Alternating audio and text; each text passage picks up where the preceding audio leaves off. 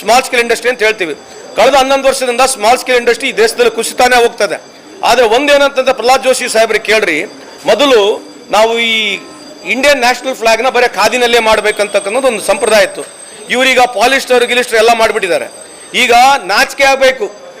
70% ಅಷ್ಟು ಈ ದೇಶದ ಫ್ಲಾಗ್ಗಳು 70% ಈ ದೇಶದಲ್ಲಿ ಫ್ಲಾಗ್ಗಳು ಚೈನಾದಿಂದ ಬರ್ತಾ ಇದೆ. ನಾಚಿಕೆ, ಮಾನ ಮರ್ಯಾದೆ, make in India made in India ಅಂತೇಳಿ ಬಹಳ ದೊಡ್ಡ ಬೆನ್ನಿಗೆ ಎಗ್ಗಳ್ಕೊಂಡು ಹೊಡ್ಕೊಂಡು ಮಾತನಾಡ್ತಕ್ಕಂಥವ್ರು. 70% of Indian flags are coming from China only, ಬೇರೆ ಎಲ್ಲಿಲ್ಲ, ಬೇರೆ ದೇಶದಿಂದ ಬಿಟ್ಬಿಡ್ರಿ. ಆಮೇಲೆ ಇವತ್ತು ನಮಗೆ ಚೈನಾಗೆ ಸುಮಾರು $120 ಬಿಲಿಯನ್ ಅಷ್ಟು ಸರ್ಪ್ಲಸ್ ನಲ್ಲಿದ್ದೀವಿ, ಅಂದ್ರೆ ನಾವು ಡೆಫಿಸಿಟ್ ನಲ್ಲಿದ್ದೀವಿ. $120 ಬಿಲಿಯನ್ ಅಷ್ಟು ನಾವು ಚೈನಾದಿಂದ ಇಂಪೋರ್ಟ್ ಮಾಡ್ಕೊಳ್ತೀವಿ. 2014ನಲ್ಲಿ $30 ಬಿಲಿಯನ್ $40 ಬಿಲಿಯನ್ ಇದ್ರೆ ಇವರು ಇವತ್ತು 10 ವರ್ಷದಲ್ಲಿ ಹೆಗ್ಗಳಿಕೆಯ ನಮ್ಮ make in India made in India Bharat Bharat ಬಹಳ ದೊಡ್ಡ ಭಾಷಣಗಳು ಮಾಡಿದವರು. $120 ಬಿಲಿಯನ್ ಅಷ್ಟು ಇವತ್ತು ಚೈನಾದಿಂದ ನಾವು ಇಂಪೋರ್ಟ್ ಮಾಡ್ತೀವಿ. ಎಕ್ಸ್ಪೋರ್ಟ್ 0 ಆಗಿದೆ.